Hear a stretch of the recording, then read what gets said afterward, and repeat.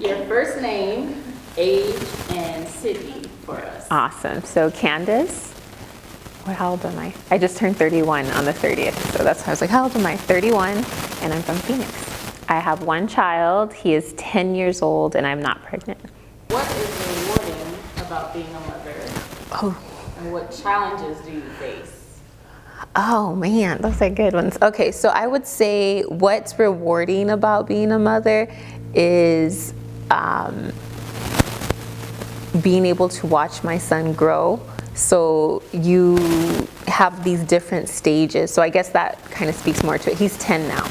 And so as a 10-year-old, the most rewarding part of him being 10 is being able to have like conversations and to see his own personality developing compared to when he's a newborn. You know, the cool thing about that and what's rewarding is that you have like this life that's in your hands and they are just so beautiful. And I know that sounds like really cliche, but like when they're infants, you're just kind of like in awe of life, essentially. So it depends on like the stages and the ages, but overall I would say most rewarding definitely is just seeing them grow and seeing them develop from like birth all the way up.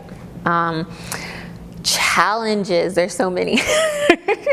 I think the biggest challenge is being able to know when to step in and be a guide and to kind of like lay things out and show them this is where you need to go, this is what you need to do, compared to knowing when to pull back. And so being the mom of a 10-year-old now, I see a lot more of that because he is now at this place where I want him to try and fail. And usually you hear that and it's like, oh, that's kind of easy, but it's really hard when you feel like you know what's right.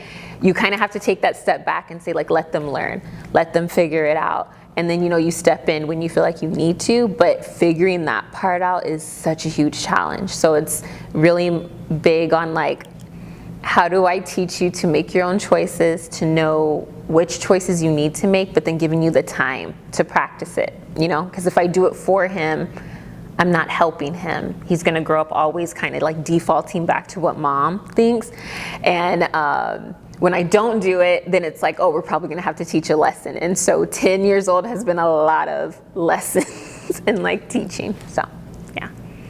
Your pregnancy experience or experiences, for example, were they planned? Like what was your outlook about them? Like your overall outlook? Did you have any complications, support, just anything? Yeah. So my story, basically, I was like, I'm gonna die because it was not planned. I just turned 20. So I still say like I was a teenager because when you're 20, you don't know nothing like at all. And so I remember about 3 weeks after my 19th birthday, I found out I was pregnant, and I actually lived in Tucson because I was going to the University of Arizona. And yeah, go Wildcats, throw that in there. And I remember the first thing was like, oh my gosh, like my life is over. That was like my first thought. And because of course, like I was barely 20, I wasn't married, I was in college, I was in the middle of my junior year? Like finishing off that part, the spring of my junior year. And yeah, it was just a lot of like that was happening.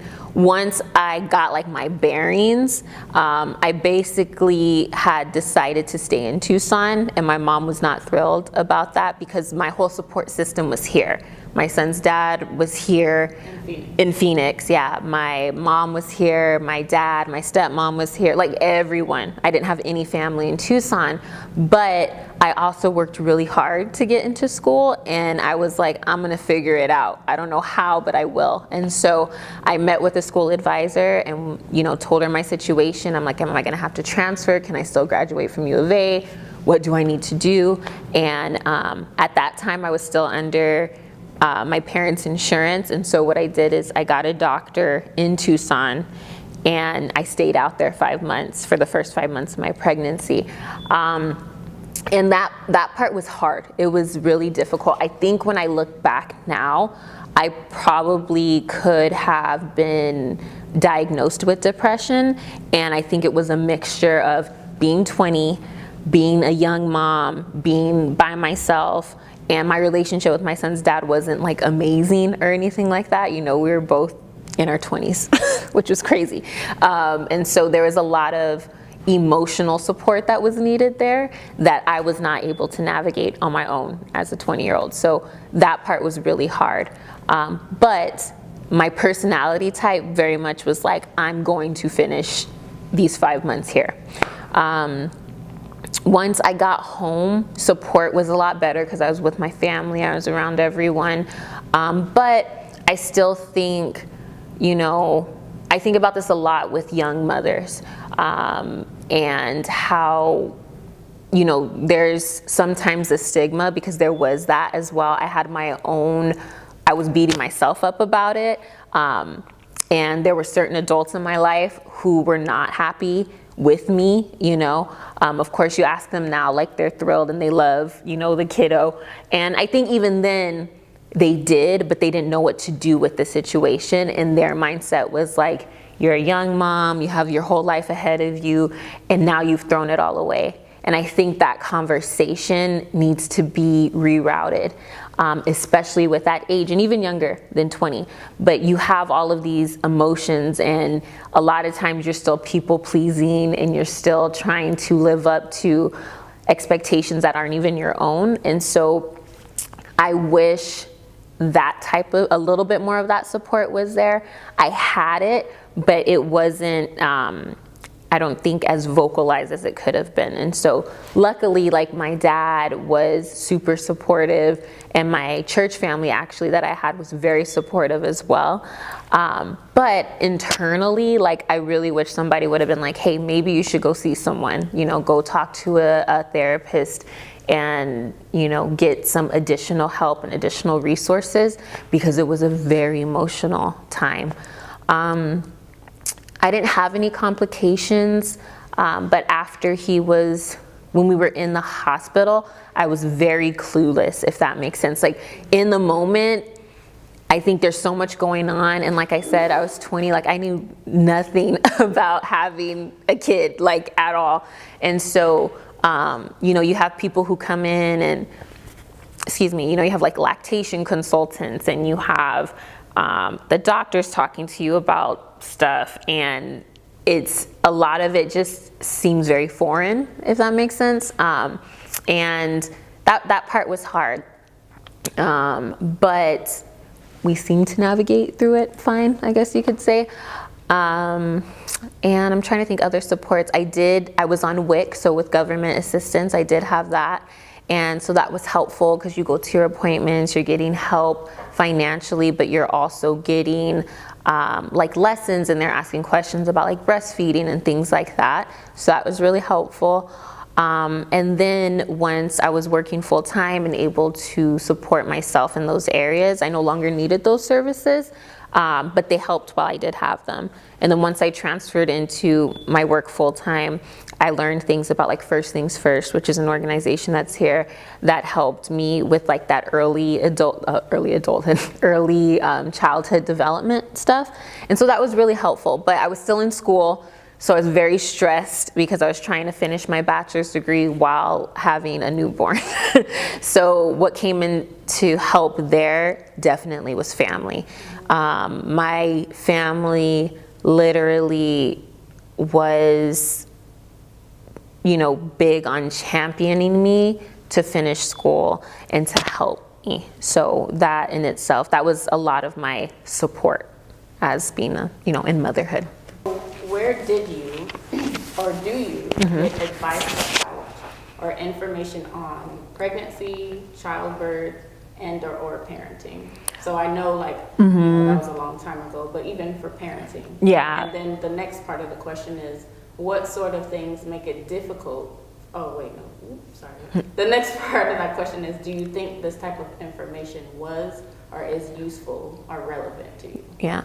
So early stuff definitely was like things from the doctor's office. So when I was pregnant, a lot of that was coming from my doctor, and she was really helpful because I think like even she recognized with me being so young, explaining a lot of things to me.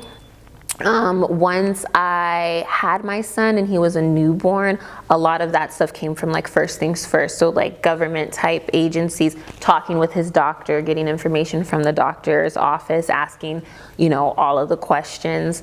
And then for parenting, as he's older, a lot of it is, you know, getting on Google, following certain like Instagram accounts that, you know, you have people who have dedicated their lives to, you know, youth development. And then my major in school was human development, family studies and human development.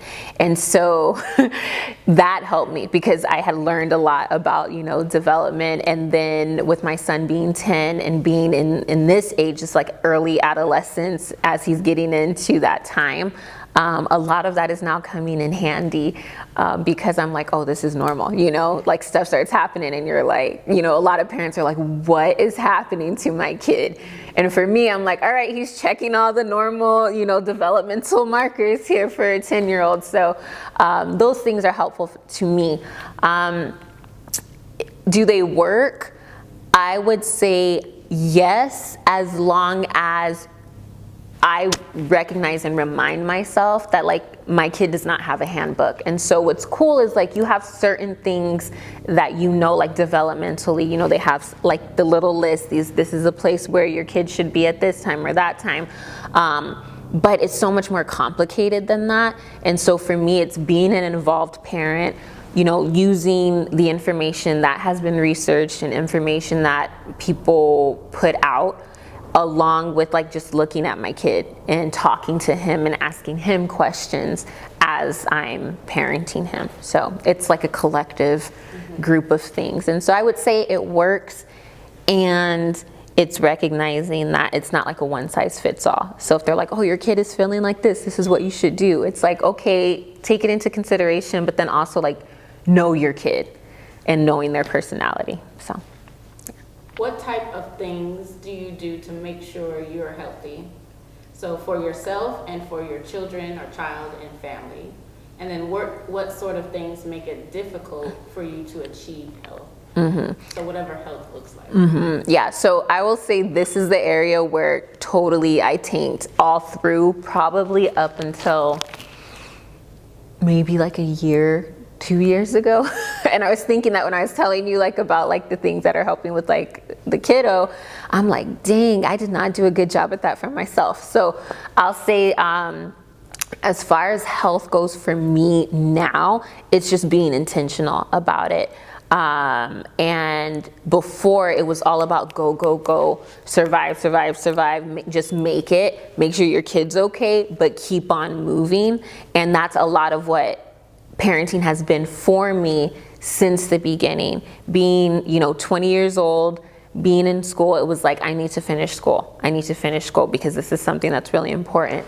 Once I came home, it still was the same thing. It was like I had more solid community, but it was like, finish school, you know? And so doing my focus always being about like, just get through, just get through, just get through. Taking care of my kid for his health was paramount because that was a part of what I knew that I needed to do. You know, like this is a part of the task, is making sure that your kid's good.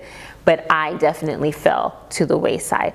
And that's across the board, you know, like physically, so like, you know, eating, working out, all of those things, just, I did what I could, but it wasn't like intentional. It was like, yeah, I need to get up and I need to eat breakfast, but I need to make him breakfast, or I need to do this, but he needs to do that. And I need to work out, but we need to make sure like he's, you know, in soccer or he's doing some kind of physical activity. Now, what's different is that I'm just intentional about it. And it might be because like I've hit 30 and I've had like this whole like understanding of like a decade of parenting, and all my 20s was that, like, and I feel like at that time in your 20s is when you really start to get to know yourself, you're living a little bit, and I think that's when you kind of start to realize like, oh, I need to take care of my body, I need to take care of my mind, I need to take care of my spirit.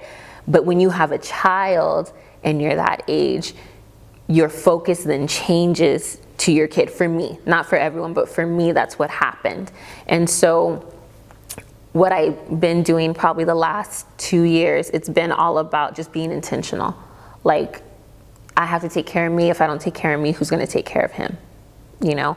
And so now it's like making lists. So thinking about what can we do together so that we're both healthy together. So we're eating healthily together, or if we're going to go on a hike, we're both going to go a hike, or we're going to go to the park, let's go to the park. And so I try now to make lists of things that we can do, and then making sure that we're incorporating both of us, because it's getting 2 things done at once. Like, it doesn't have to be like, mom has to do this and then he has to do that, but what can we do together so I can be an example to him, but also we're spending time together.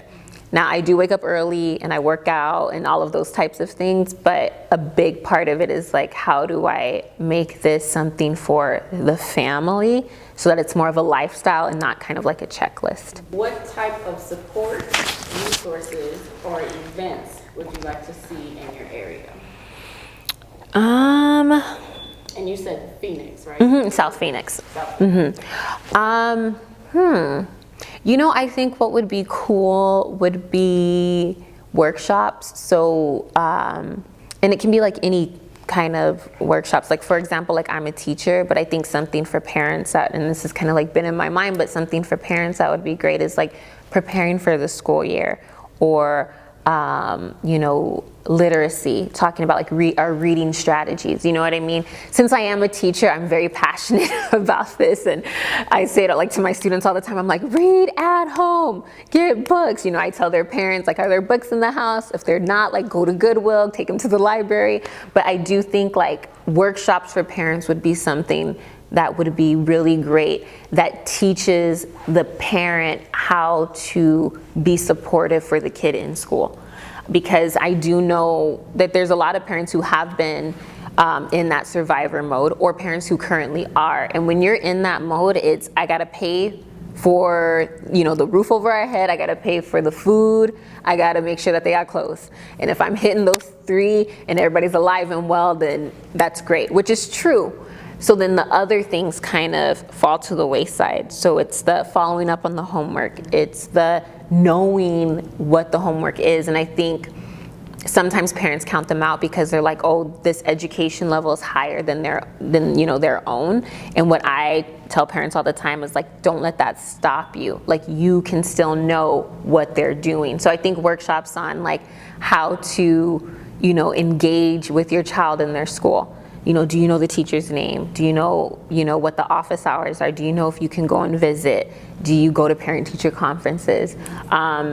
Literacy with your kids, you know, reading with them every night, or making sure that they're reading 20 minutes a day. So I think things like that would be kind of cool. And then workshops on other stuff too. So like, you know, preteens, you know, I teach 7th grade. And so a lot of parents are like, they're driving me crazy, you know, all of this. And it's like, how much more would situations like that kind of not like go away, but be more like easier to navigate if parents like understood like they're preteen and they're going through puberty, and yeah, it seems like they're crazy, but they're not. You know what I mean? Like someone else to just be like, these are the things that are going on, and these are healthy ways for your family to operate within that, instead of things that we default back to, like that our parents did or that our grandparents did, which I'm sure all of us know were not always the greatest things to do. So I think things like that would be cool. I know with COVID it's hard, but I mean, eventually like different types of meetups. I know that parents sometimes want to find really great friends for their kids, and in South Phoenix specifically, at least where I live, you know, my kid's not just outside walking around just because I'm like, no, you're not gonna be outside just walking around. But we don't live like in a family type of neighborhood, if that makes sense. So like there's families there, but there's not a ton of families with kids his age. And so what would be cool is like, you know, you go to like a little meetup where it's for the parents, but it's also for the kids. And so they're able to do whatever is planned for them. The parents are able to, you know, be a part of something or together. And then it gives you an opportunity to meet other parents who maybe have kids that are your kids' ages, and you can talk to each other. And I think like community is what helps that. So those are two main things I think would be really cool is, workshops on just all things parenting, and then events where you can meet other parents so that you can start to kind of create like a parent network, I guess you could say. And then you can lean on those people can lean on you. You can have like play dates with your kids, or you might meet someone like, I don't know, I might meet someone and like, I'm a teacher and they're like, oh, they're struggling with English. And I'm like, I got you, and it's like having a face to put to that instead of consistently finding maybe yourself like not trusting people with that information. But it's like if you're meeting up and going to these things, you're able to, build some community. What are some of the things that are taboo about pregnancy, birth, and parenting? What are people, so doctors, the media, social media, the community, other parents, not discussing that you feel needs to be discussed?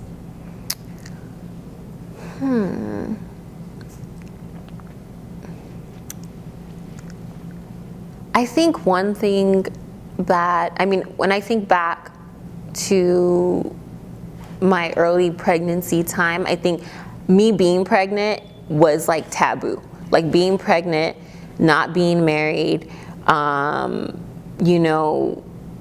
and I don't think that that's talked about enough. And when it is talked about, it's like, yeah, you too young out here. And I was 20, and so I wasn't even like super young. Somebody wouldn't consider that to be young. I do. I even look back now and I'm like, yo, like you were a baby. And so even whether it's 16, 17, 18, 15, I think that so much focus is placed on you're so young, you shouldn't be a parent, what are you doing, you're throwing your life away. And what should be talked about is like, okay, here we are, now what? And, for me in my journey, what has been helpful, like I said, was community. And I know that there's girls who get pregnant and they don't have that. It's oh, you're grown now. And it's like, no.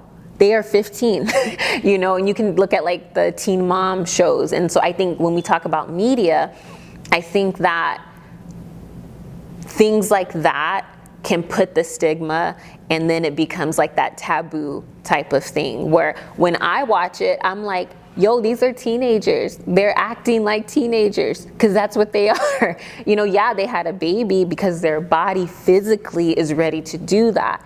But emotionally and developmentally, they are still a teen. And so, I think that part is considered to be taboo. It's just kind of like either it's like a hush-hush thing that, families won't talk about, or if it does, it's always like, oh, look at them, they messed up their life, or oh, look at them, they're too young. And so I do think it needs to be talked about more. I think that, there needs to be more of an embrace for when it happens, because those are still very formative years for young women. And I know for me, even though I had community internally, I was still I was reeling, I was hard on myself. I didn't, my self-esteem kind of tanked, like all of that kind of stuff was going on. And I had lovely people around me. I had amazing people who still believed in me and wanted to support me. So I think that part's very taboo, and I think that it needs to be talked about. It needs to be more of a conversation on, what services, what resources do we have for young moms compared to, oh, look what they went and did.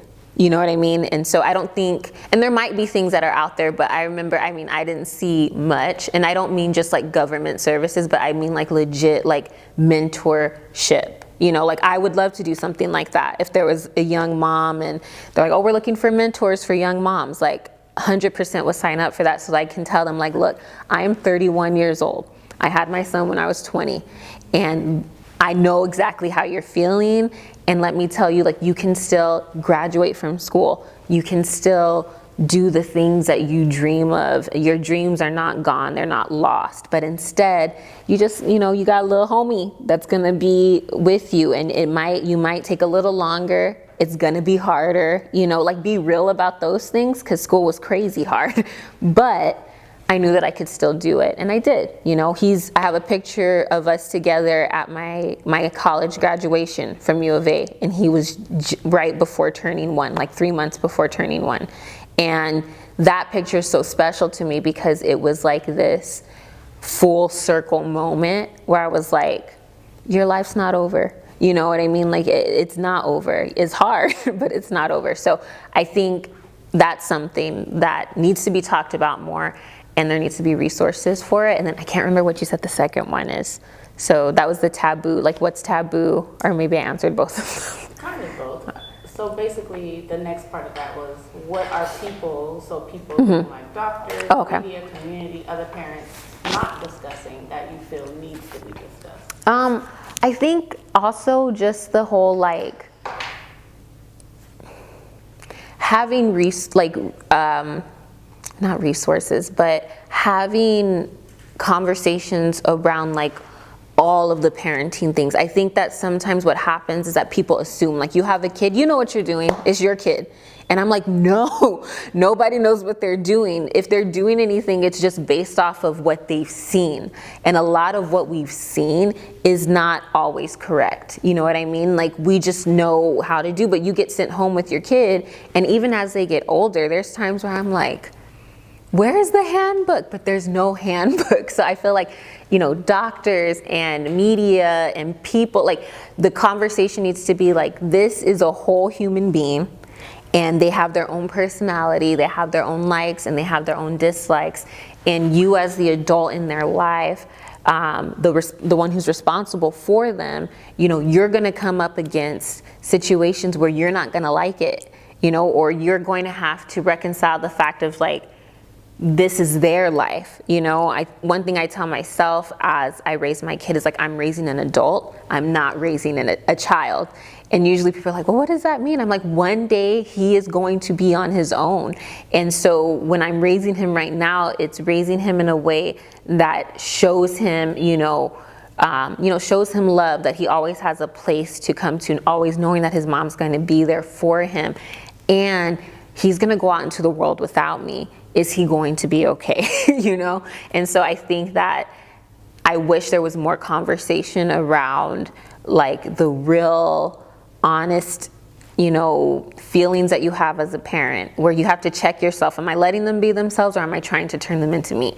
Am I letting them pursue what they want, or am I trying to make them pursue something that I want? And as much as parents want to, even for me, as much as I try to make sure that I don't do that, there are times where I catch myself trying to, tell him, like, oh, you should do this, and I stop, and I'm like, wait, do what you want to do. You know what I mean? And it can be things from, like, what your kids wear, all the way to what they want to pursue in life, as they get older, because, like, parenting adults is a whole nother thing. Like, I don't even know what that looks like. And I'm like, whew, but I know what it's like to parent the baby, and then the toddler, and now, like, the kid heading into the preteens, and every level is different, and every level requires a bit of separation, and every level requires, like, a new, conversation. And I wish that was more of a conversation when you go to the doctor's office, when people talk about parenting, is, like, the different levels, and how there's some things that you got to let go of and stop doing, and there's new things that you do have to do. And so I think that would be great if there's more conversations. In the U.S., Black and Native American women have some of the worst maternal and infant health outcomes. So, for example, the number of women who die in childbirth, the number of infant deaths, etc. Why do you think that is, and how does this make you feel?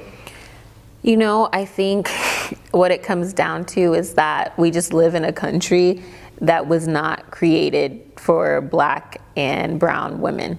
And I think that, we know that a lot of our institutions across the board, and I teach, so I see it in education, but in education, in medicine, you can name the industry, or you can name, whatever, whichever institution, and a lot of it is based on, someone who is white, or pushing forward the health of white people, or the education of white people. And so I think that, that is a big part of it. I think that it's also, you know, lack of information, essentially. So I think it's also that as well. And the lack of education, I would say that. And I would say even on both ends, I think that when I think back to my own experience and knowing what I knew compared to what I didn't know, like that needed to be a conversation, you know, knowing what to ask for, knowing what to look for. You know, when you go into a hospital setting, are you being treated, you know, correctly? Is what's happening supposed to be happening? Are there things that are supposed to be happening that aren't happening? So all of that, like, I think that when we are taught that, we can go into an institution that wasn't really created for us in the first place and be able to say, I notice these things need to be handled because I know what I'm talking about, you know? But for me, it could be my youth along with lack of education, but I do think that that's one side of it. And I think the other side, like I said in the beginning, is just the lack of true care and humanity that is put on Black and brown mothers. Like when they are walking in, are they seen as a whole person? Are they seen as a person who can be in pain? You know, because a lot of what I've read, a lot of what my friends have sent me has been that, you know, you're in pain. Oh, it's okay. You're gonna be all right. It's okay. When do we start saying this person is in pain and they need to be taken care of? So I do think there's that part. And the way that it makes me feel, honestly, is it makes me sad. It makes me angry. It makes me think back a lot to my own experience and how thankful I am. And, you know, I thank God all the time because I'm like, if something was going wrong and it was on the fault of the doctor or the hospital, I would not have had a clue. I literally would not have known unless someone else came in and advocated for me.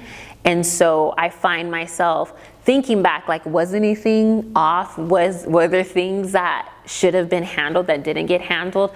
Could my birth, you know, could my son's birth have gone better than it did, or differently? And so when I see the stories of the mothers, when I hear the stories from mothers who have, when I hear the stories of friends, I'm always just like, this is crazy. You know, you should be able to get pregnant and go through your whole, your birthing process and feel comfortable and safe. And if you were to ask me now, you know, if I were to get pregnant, I think I would have more fear today than I did 10 years ago. 10 years ago, you know, I was young. I didn't really know things to look for. That wasn't even on my radar. I don't think even at that time I had heard conversations about maternal health with Black and brown mothers, like at all. Like that wasn't anything in my sphere. Now, I think I would be much more nervous. I would be researching so much more. And I think I would be a bit fearful for sure.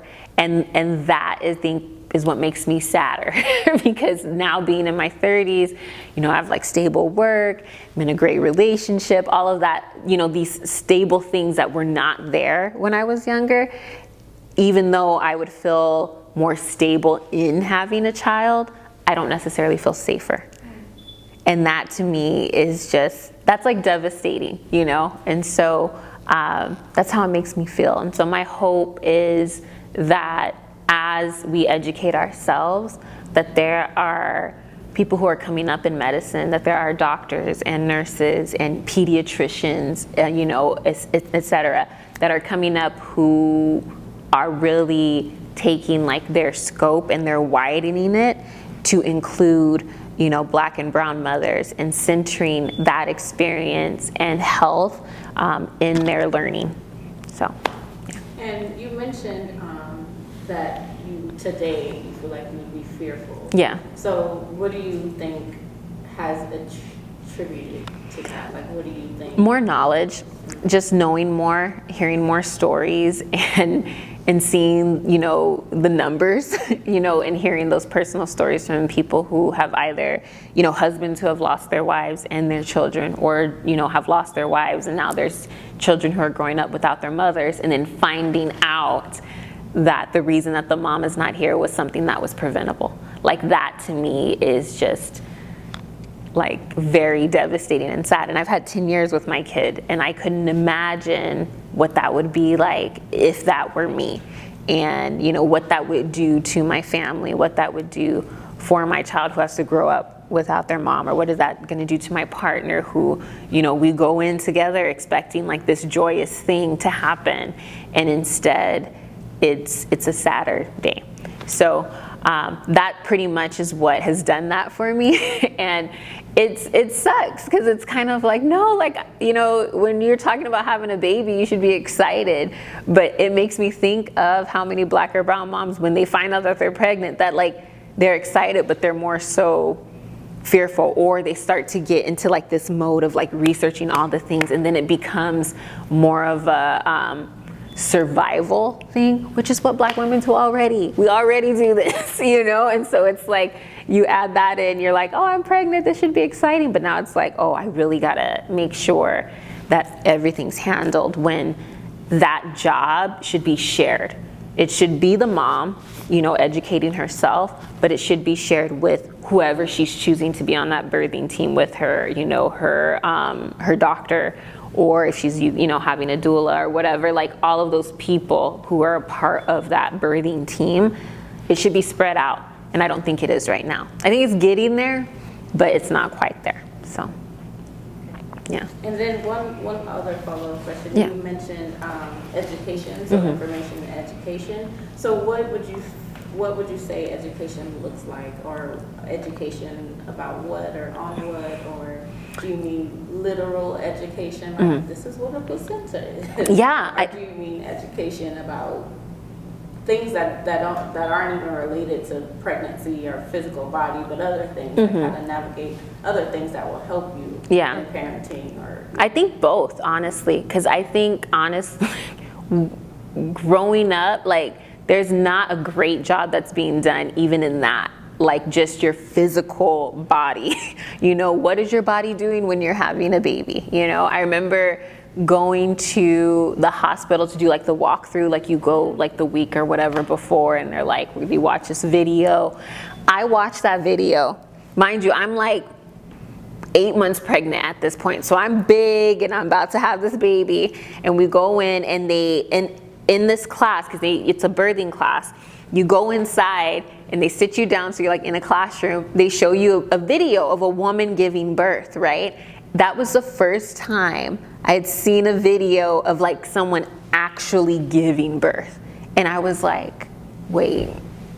So I was like, you know, looking at my son's, I'm like, and he's like, oh, you know, I got your back. And I'm like, wait a minute. Like, this is what, like, if I would have saw this, you know, like, you know, a little 10 months ago, you know what I mean? I would have been like, I don't know if I want to do all that, you know, but even like simple things like that. And I know like in Arizona specifically, like it's, you know, it's a line basically when it comes to sex education, and when it also comes to, you know, just educating about like birth. I think there might be like a little section on like, this is an embryo and blah, blah, blah. But you don't like sit in it to kind of really learn. So I think like that's something important, even for like young girls, like they maybe not even having a baby. They're not even thinking about it, you know? But I think it's important to know like what your body is doing. And so in pregnancy, I think that's great. Like, cool, we find out about the sperm and the egg. Okay, but what's next? What's next? What's happening inside of your body? What are some things, telltale signs that something might be wrong? Because then I think also that's another conversation. If you don't like going to doctors, you might have a little pain, and it's gonna be all right. You know, we see our grandparents do it, or we see our parents do it, and they're like, oh, and you're like, are you okay? And they're like, I'm okay, I'm fine, I'm just gonna go lay down. You know, and they're like, no, sometimes you can go lay down, other times you need to get to a doctor. And so I think that for moms, it's like knowing those very specific, like these are the scientific, you know, things that are happening physically with your body, but then also the other things as well. You know, when you're in the hospital, how to know if you are starting to see, you know, development of like postpartum depression, right? Like, what does it look like? What are the telltale signs? Having a birth plan, or when you leave the hospital, those 6 weeks, do you have community who's coming in to help you, you know? And I joke about it now, but with my partner, I told him, I said, you know, if we were to have a kid, like these 6 weeks, like these 3 weeks is who coming over to stay at the house to help with the food and with the baby, and then the next 3 weeks is coming over. Because I think that the mother so very often just kind of gets the back seat.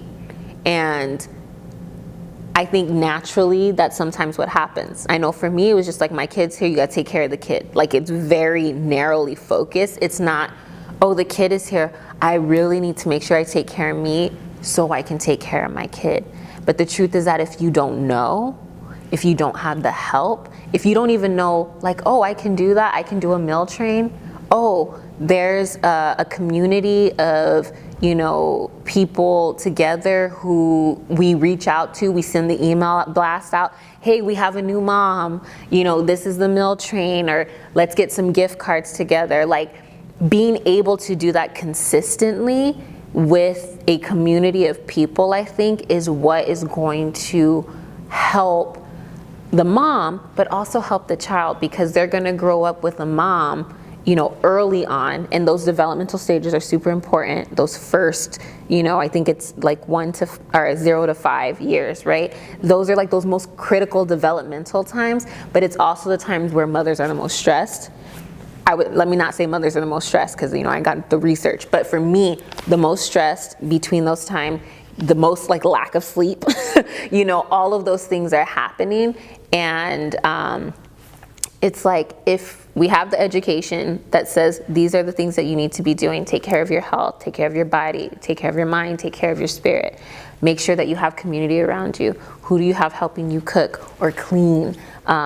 What do you do with visitors? You know, if visitors are coming, like, do you know when you want to have them over, when you don't want to have them over? So it's just like, I think both of those are important. Knowing specifically what the body is doing, but then also educating on how do you do this after, you know, because I think that part it's the easiest part to be stressed and to just feel like you don't know what you're doing, to feel confused, where you start kind of losing yourself, and it's all wrapped up in taking care of the kid. But like I said earlier, like, if you are not taking care of you, you cannot take adequate care of your kid.